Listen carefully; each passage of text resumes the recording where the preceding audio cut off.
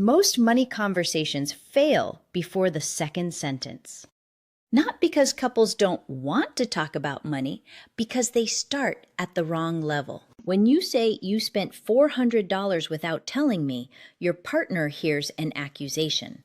The conversation is over before it started. There is a different way to open this. I'm going to give you the exact words. I'm Dr. Shae. Today, I'm giving you 5 conversation frameworks with specific script language for the 5 conversations clinical research most consistently identifies as predictive of long-term partnership health, and that most couples never have. I'll tell you what M&T discovered when they finally had all 5. First, the scripts. Script 1, the money conversation. Use these words or something close. I want to have a real money conversation, not to solve anything today, but because I want to understand something I don't actually know yet. My relationship to money started in... State a brief, honest summary of your financial childhood. The financial fear I carry that probably affects us is... Name it specifically. What does financial security feel like to you? Not what it looks like, what it feels like. 3 moves. Lead with your own history, name your own fear, ask a question about their felt experience. This removes the accusation structure before it can form. You're not opening with a problem, you're opening with yourself. Script 2, the family boundaries conversation. I want to talk about our families, not to set rules, but to understand what we each picture. When I imagine our relationship with my family, I picture... Be specific. Frequency, holidays, financial involvement, how much their opinion matters in our decisions. I know that might differ from yours. I'm not asking you to agree.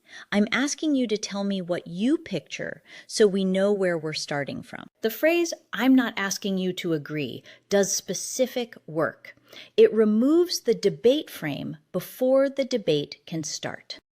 M&T had been together 4 years, engaged, and when I asked them how many of the 5 conversations I'm covering today they'd actually had explicitly as real conversations, not topics that had floated past, the answer was 0. Not 1. 4 years. Smart, kind people, genuinely good communicators on the surface, and 0 of the 5. M's response when I told them this: we weren't avoiding them. We didn't know they existed. That's the most common thing I hear. Not avoidance, unawareness. Nobody told them what questions to ask. Script 3, the conflict repair sequence. Have this conversation in a calm moment, not during a fight. I want to talk about how we fight. Not a specific fight, just the pattern. When things get hard, I tend to... Be honest here.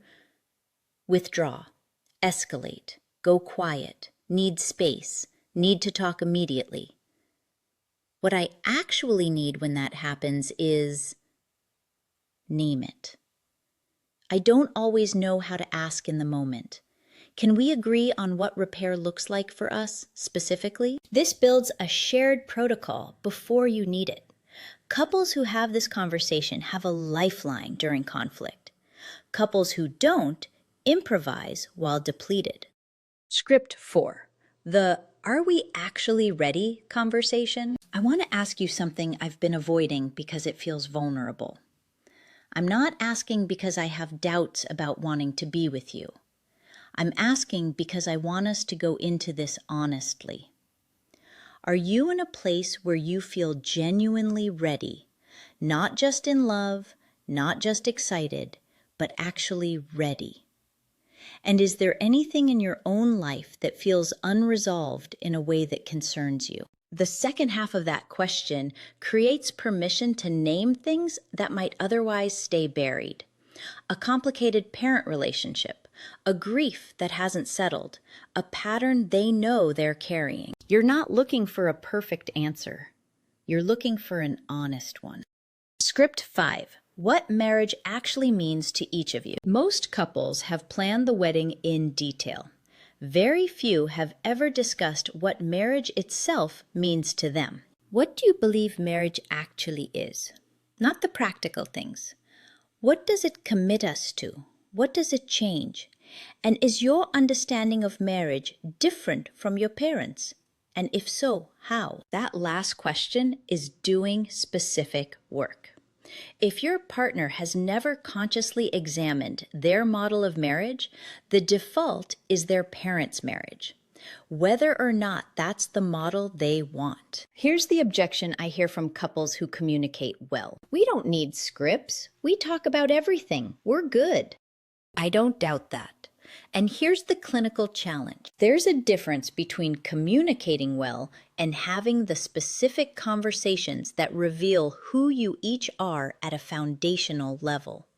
What you carry, what you fear, what you believe marriage is for. Most couples who describe themselves as good communicators have achieved surface fluency. They're warm, they resolve small conflicts, they feel heard in everyday conversation. What they haven't done is the excavation. These 5 scripts are not for couples with problems.